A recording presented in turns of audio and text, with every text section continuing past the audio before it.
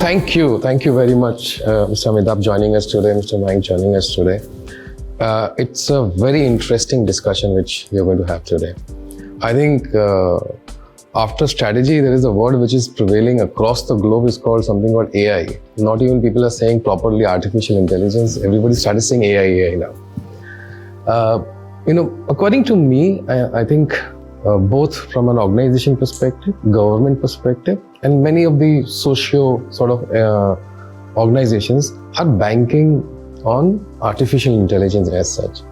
It came into foray because Gen AI, I mean generative AI, which came out as a lot of people can now converse with it. Even my kid, your kids, I'm sure would be doing a conversation with chat GPTs of the world and so. And similarly, there are other models emerging as we speak. Every day, there is a new model which is coming up. Large language models and so.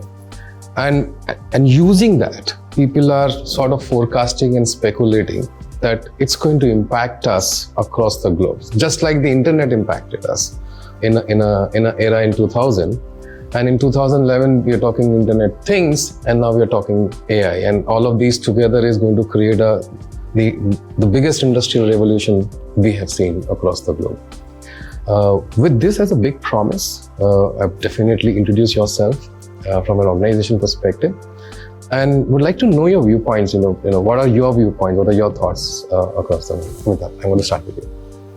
I'm Amitabh Nag. I'm Chief Executive Officer of Digital India Bhashini Division.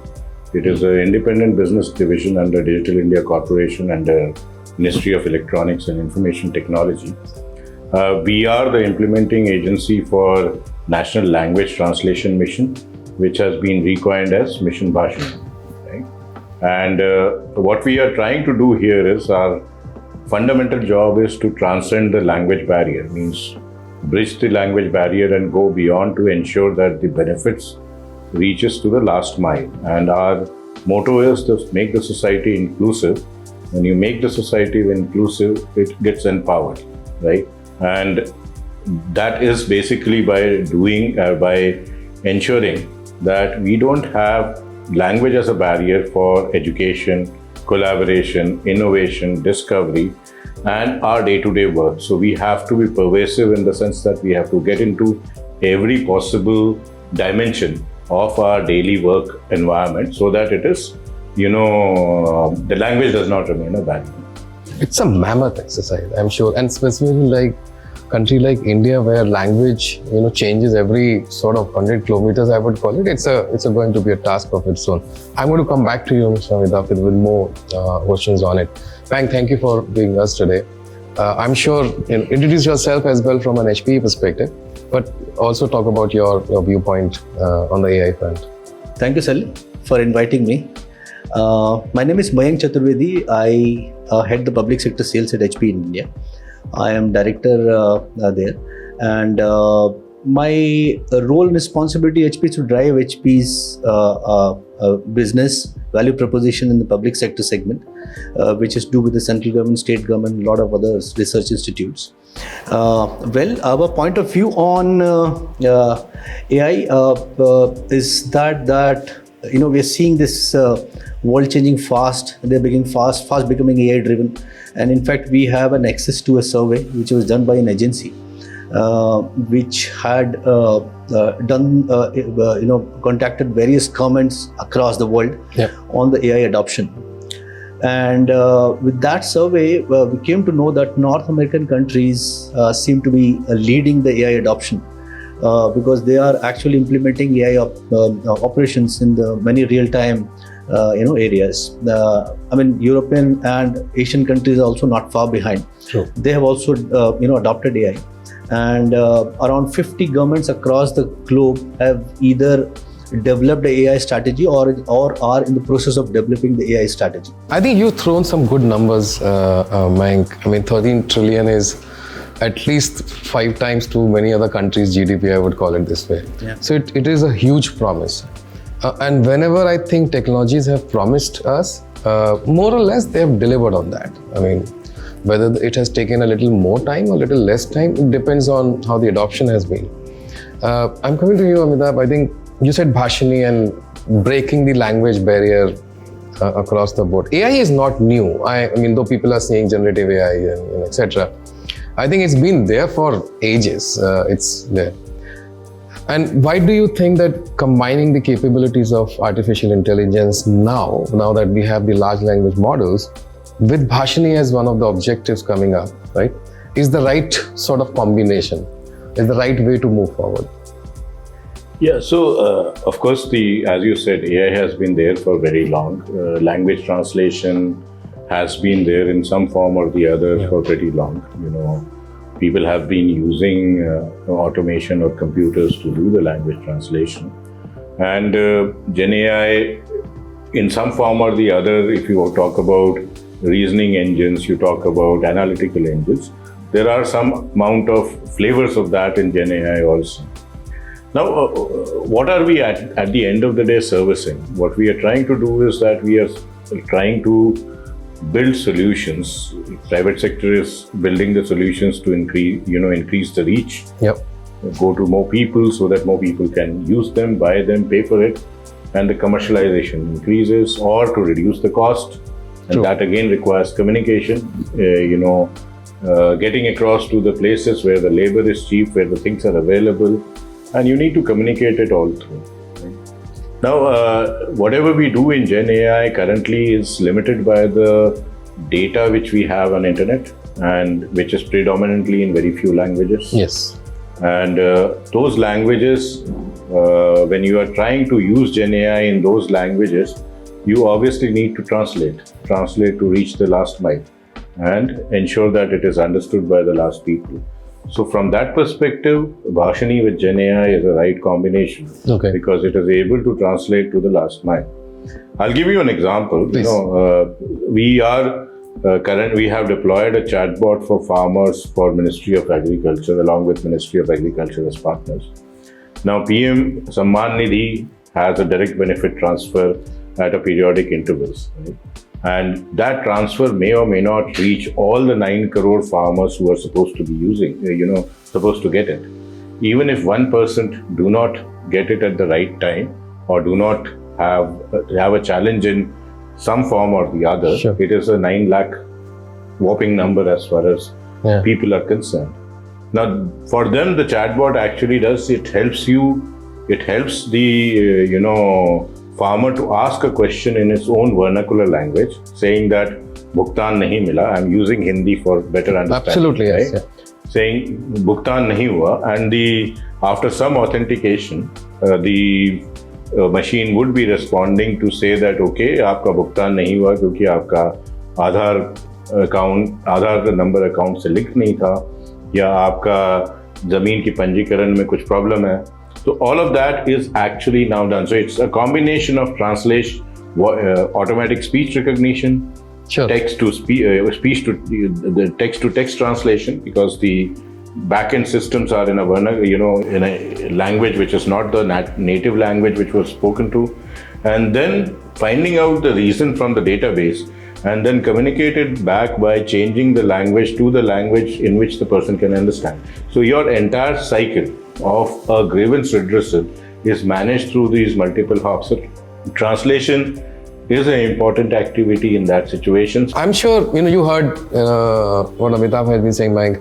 I mean, HPE is a global company. I'm sure these kind of problems and issues HPE must be solving for other customers as well within the AI perspective. Largely, you play in the infrastructure side. How are you positioned to build on it?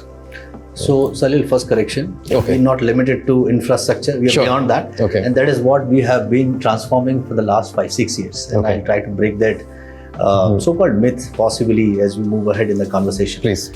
Yes, there are a lot of use cases in AI, and there are a limit up to which you can count them. I think Amitabh mentioned some of the good use cases in the agriculture sector. This today's digital economy, I think, as they say, data is the new currency, which is a foundation block of an AI ecosystem. But again, as far as data alone is not good enough. We also need to focus on digitizing workflows, driving efficiencies, and making sure that this data is accessed in an effective and efficient way, so that meaningful insight can be given to the decision makers. That's again a core to the AI and the basic outcome which an AI in a person expects from an AI. Just think about it for a moment, right? These insights create innovation, which have an immense power to advance the way we live and work. And that has been one of the main strategies of HP. And let me give you some examples of the customers with whom we have worked across the globe in terms of how they're shaping their future. The first one which I would want to highlight is that we have worked with a company, an organization who's analyzing the ocean's natural cycle to unleash the unlimited potential of renewable energy. Okay, this company's name is Carnegie Clean Energy. It's an Australian-based company who are working on the source of renewable energy, and it is said that the energy available on the shores of ocean is 5 times more than the energy, total energy what we consume today. Just imagine, how beautiful is Earth can become if we can explore and unleash this potential from the ocean.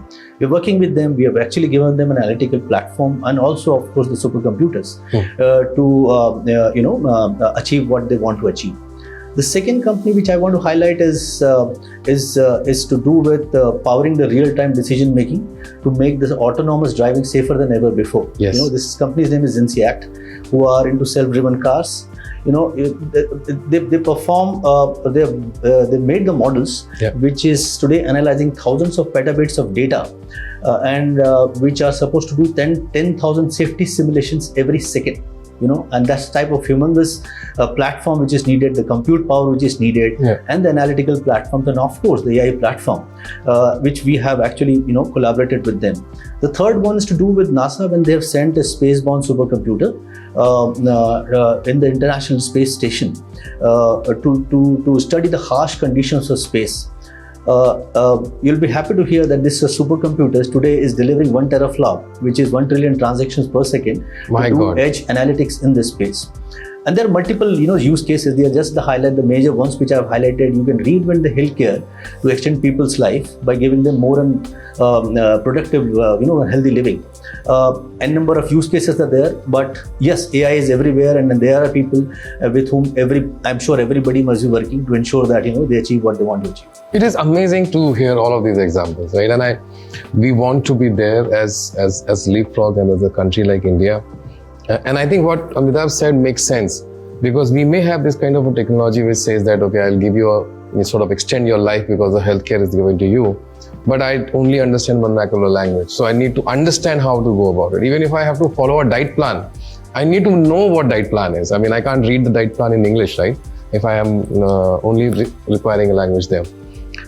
It's a fantastic impact across the board. I mean, I would not say it at a social level only.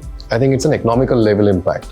People will get more inclusive in the economy itself, because then they will have access to more information, which they can use it to reskill themselves. And not only reskill themselves, deploy those skills for a better sort of economic agenda. So I see the potential. I'm so excited personally about it. But there are 3 vectors to it, which we need to discuss it, I think. One vector is the impact. Where is the impact you see in the short term to a long term perspective, Amitabh? I think the second vector which we will talk about is it requires humongous amount of data to be computed and powered and so and so. So I'll discuss with you, both of you, on that side. And third, we should not ignore the data privacy and security. All of that will come into play. First, the impact, Amitabh. I want to really know from Bhashini, what's the impact we are looking at to create? If you summarize the impact, it can be in different ways. Sure. But at the end of the day, if you actually look at it, if Bhashini becomes ubiquitous, that means everything which I do, I don't have a barrier of language. Then I think we have achieved our goal to the vision we create. Right? Now, language as a barrier, if we cover the digital divide, it's all the more better. Yeah. If we cover the literacy divide, then we have done more than what we were supposed to do. Now, we perhaps have to look at the impact from a persona perspective, right? if I look at a person on the last mile who is perhaps not literate or perhaps is speaking his own language, doesn't understand any other thing, the impact for him would be that if he is able to get his entitlement, get his services and get the work done by speaking out what he wants to do. True. Right? And towards that, there is a lot of work which we are trying to do, and there is a lot to be done. Got it. So I can see the short term, what you're thinking as direct impacts. I'm sure long term is to create a non-barrier language sort of institutions and across the board. Yeah, so as I said, when I started pointing out initially, can I, for all the things, everyone, can I just, create an impact by all the 1.4 billion, people in this country, speak their own language and do their transactions, whatever and still able to work still through, able to work, right? work, gain knowledge, collaborate, invent, discover, whatever they are doing, they don't have the additional burden of learning one more language to actually be successful in life. Absolutely. If I think that summarizes it all. It requires humongous amount of sort of compute power. It requires not only, train the model, because, we don't have simple languages, we have complex languages, right? And we are not talking just one language. I'm sure the number of languages we are not talking about in Bhashini would be in sort of numbers there, right? Now, for that, we require a different approach to whole organization sort of compute power, looking at AI power. How do we go about that? That's a very brass track question, but implementation is going to take. See, anything which would basically have AI models and, the inferencing requirement which is there would require a compute power and would require us to, build that infrastructure, right? Having said that, that is not a constraint to start an activity and start working about it. I think government is quite aware of that, and also our large private organizations are quite aware of that there is infrastructure which would be required for these solutions to actually see the light of the day. You would be working like a public-private partnership, or you would be looking at a structure emerging differently? For means that's a different domain that does not fall in my purview. Of course, I am taking as there is an infrastructure which is getting developed by the ecosystem which I would be using. But as I said,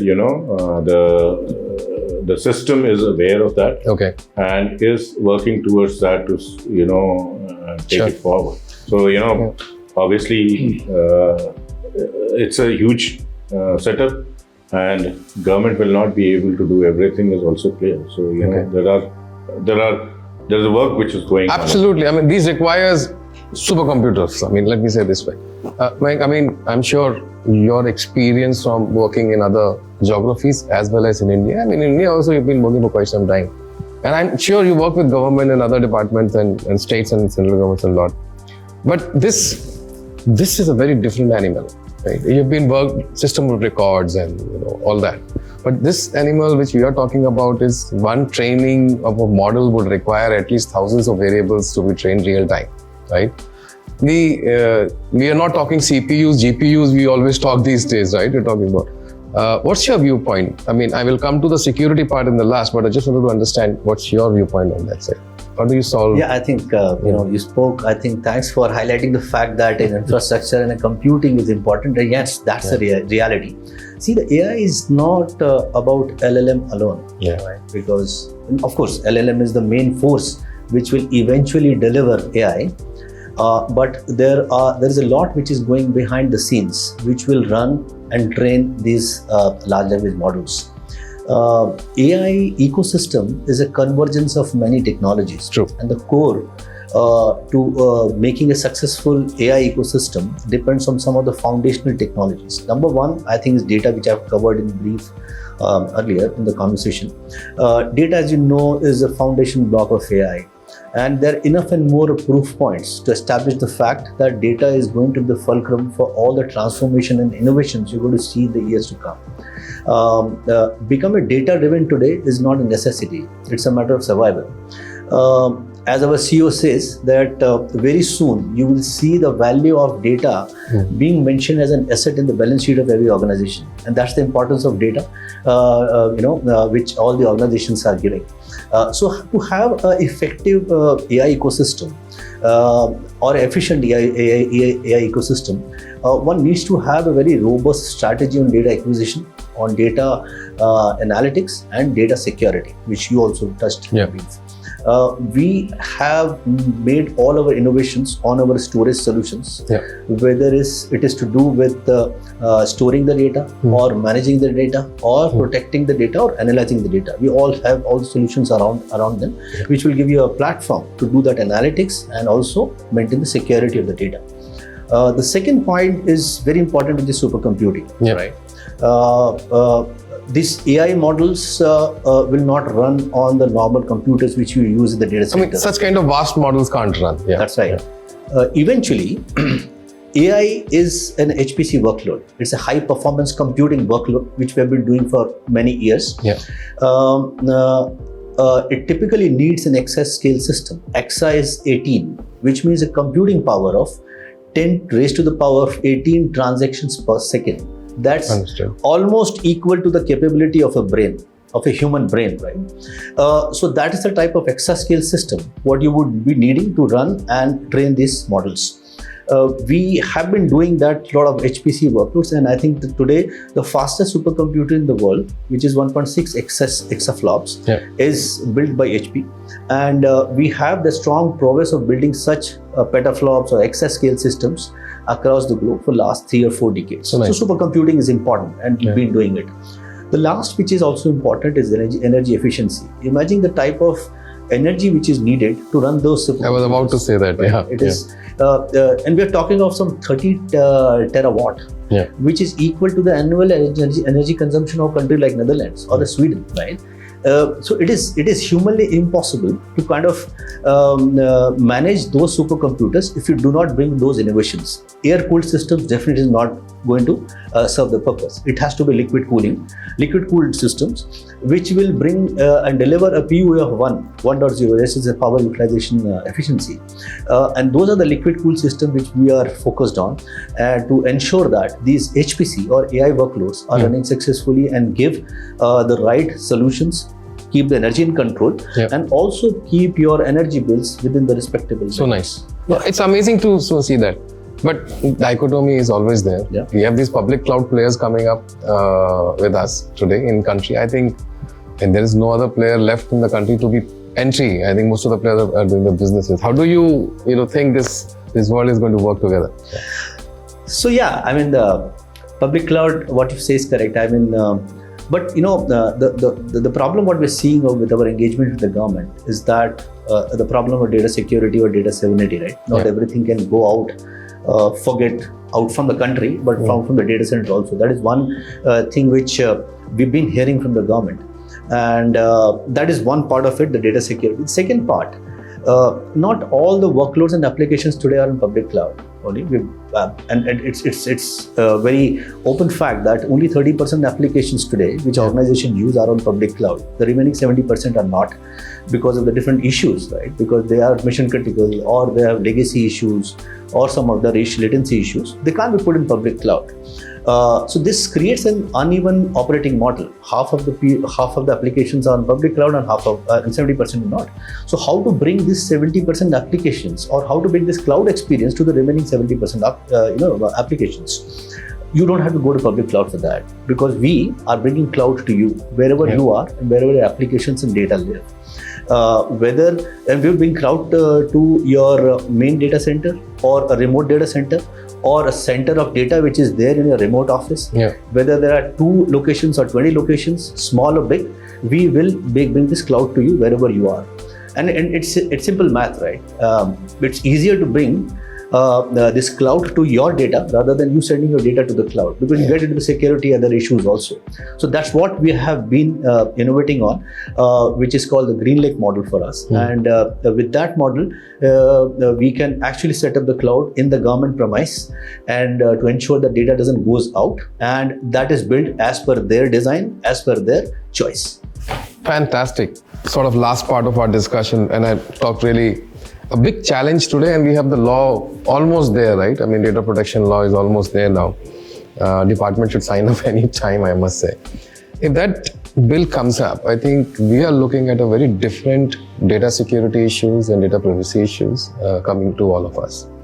While Bhashini is going to be the core, I mean, people are going to share, while speaking, they're going to share their code numbers and Aadhaar numbers and, their insurance numbers. And I'm just giving an example. I mean, this could be the big issue when you formulate sort of an architecture, formulate a sort of a design there.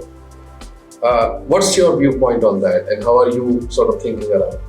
So I think you answered it. It's a question of architecture, right? And if you actually look at it, the consent-based architecture is prevailing in all the DPIs. Yes. And that needs to get modified to some extent to adapt to this bill. Yeah. But I guess that, that instead of taking that as a problem, what we have to take that as an, opportunity to actually put guardrails around our system. Sure. And I think that should not be an issue, excepting that you need to be, as you said, architecturally more clear. You need to involve the user and take user into confidence before you are actually using his own data. True. Right? And which is the right thing to do. We should not actually take it. That will change substantially now. That should change substantially, and it is important that we go through that journey of taking user into confidence before you use their data or what they do, etc. Right? So that's very important. And then it is, of course, the technical issues which we have to take care of, which is definitely a part of, again, an architecture. So, Shalil, in my fit, I think, what Amitabh has said, that there is a process which is being laid down. There is an intent to build some ecosystem. Yeah. I think we believe that, with technology, process and people, fair and process and technology is a given fact that you have to have the right ones. I think extremely important are the people. Which I'm referring to the skills what you have, because if you do not have the skills to sustain that type of ecosystem and deliver that outcome what we envisaged at the beginning of the inception of that project, I think the entire ROI will go for a big toss. Right? Yeah. So that is where we have invested. We have been innovating and investing a lot. We have a services arm of HP called HP Point Next, because there are two problems which we are facing in the industry on the skills part. One, there is a dearth of people who are skilled on AI, and number two, which is a bigger problem, is how to retain them for a longer time and during the project duration, right? So these are the two problems which we have been actually observing in most of the government projects, which are the critical ones which have executed. You talked about some Aadhaar, you talked about the digital sensors, you talked about some of the building the clouds, right? So this sustainability and providing the right skills during the ongoing or during the project duration is extremely important. We are up and upgrade our skills on the AI front on this particular front also. And this Point Next today delivers all the implementation, integration, and ensuring that we are getting the sustained outcome from that particular solution design or environment what we have envisaged at the beginning of the project. I think what I'm hearing is both of you saying that it is engineered and it is by design, right? It's not being just, that we need to go faster on a Bhashini so we can take a trade-off onto a security and data or a sort of a privacy side. I think it's by design we are doing it that way, so that it puts the hype in place and we can sort of, faster accelerate on that. Good things I'm hearing. I'm so happy, I'm so excited personally. These are the initiatives I'm not finding anywhere in the world, let me tell you. These Bhashini is one of the biggest initiatives, I would say.